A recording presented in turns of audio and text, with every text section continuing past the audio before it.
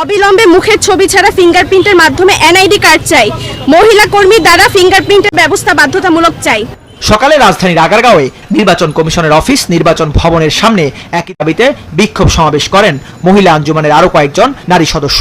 এ সময় স্লোগানে তাদের বিভিন্ন দাবি দেওয়ার কথা তুলে ধরেন। পৈতৃক সম্পত্তির অধিকার, স্বামীর সম্পত্তির অধিকার এবং আমাদের বাচ্চাদের স্কুল কলেজে ভর্তির অধিকার, সেটাই তো পর্দানশীল নারীরা পাচ্ছে না। আমি কেন একটা পুরুষকে আমার মুখ দেখাবো যেটা কিনা আমার পর্দার অন্তর্ভুক্ত? এখানে হচ্ছে মেয়েটা দেখানোর কারণে তার একটা গুণ, সে বেপরদা হচ্ছে। এখন আমরা যখন ছবি তুলবো, আমাদের মুখটাও দেখাবো, ছবিও তুলবো, তখন কিন্তু আমরা মহিলারা দুইটা গুণাগার। একটা আল্লাহ পাক ওনার সাথে শিখ করতেছে, আর একটা হইতেছে এই বেপরদা যে হচ্ছে, আমার মুখ যে খোলা হচ্ছে, এটার কারণে আমি কিন্তু গুণাগার হয়ে যাইতেছি। আমার কিন্তু সেই কারণে কবিরা গুনাহ হইতেছে। হনফ, আপনি লিখেছেন ভোটার আইডি কার্ডে আইডেন্টিফিকেশনের জন্য ছবি তুলতে হয়। এক্ষেত্রে আইডেন্টিফিকেশনের জন্য ছবি তোলা জায়েজ বলা হয়েছে, কিন্তু ছবি তোলার সময় কানও নাকি বের করা আবশ্যক, আর কান বের করতে গেলে মাথার চুলও বের হয়। এক্ষেত্রে আমাদের করণীয় কি? দেখুন, এক্ষেত্রে সংশ্লিষ্ট বোদ্ধারা ভালো বলতে পারবেন যে চোখ, কান এগুলো দিয়ে আইডেন্টিফাই করতে হয় অনেক সময়।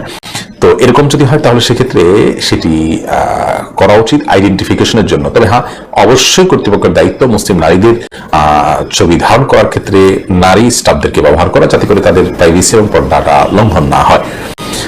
এটি মৌলিকভাবে কোনো গুনাহের বিষয় হবে না ইনশাআল্লাহ বিদিনিল্লাহ। আইডেন্টিফিকেশনের জন্য আপনি এটা করতে পারেন। ছবি তোলা প্রসঙ্গে, এই যে আমরা ফটোগ্রাফি নেই, ফটো তুলি, এটা জায়েজ কিনা?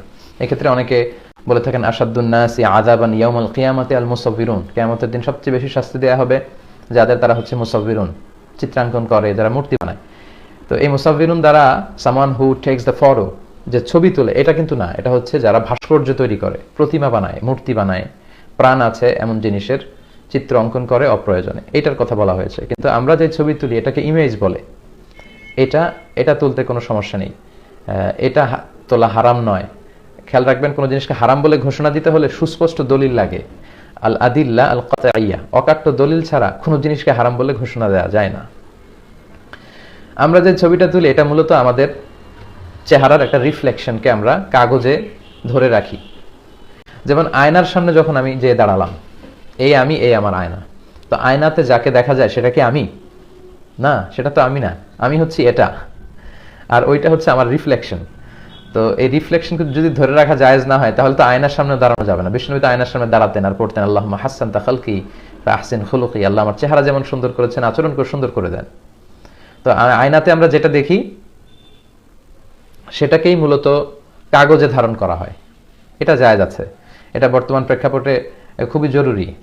পরীক্ষা দিতে গেলে অ্যাডমিট কার্ডের জন্য ছবি লাগে, ভোটার আইডিতে ছবি লাগে, পাসপোর্ট করতে ছবি লাগে, ইমিগ্রেশনের ছবি লাগে, যে কোনো কাজে ছবি লাগে। সো এটা খুবই জীবন ঘনিষ্ঠ একটা বিষয়। ছবি আমরা তুলতে পারবো, তবে অপ্রয়োজনে যেন তোলা না হয়। আপনার বিভিন্ন লাইফ ইভেন্ট এবং বিভিন্ন প্রোগ্রামের ছবিগুলো কিন্তু আপনারা চাইলে তুলে রাখতে পারেন, তবে অপ্রয়োজনীয় বারবার এত বেশি ছবি তোলা এটা ঠিক হবে না। এটা শুধু ছবির ক্ষেত্রে না, যে কোনো জিনিসের ক্ষেত্রেই।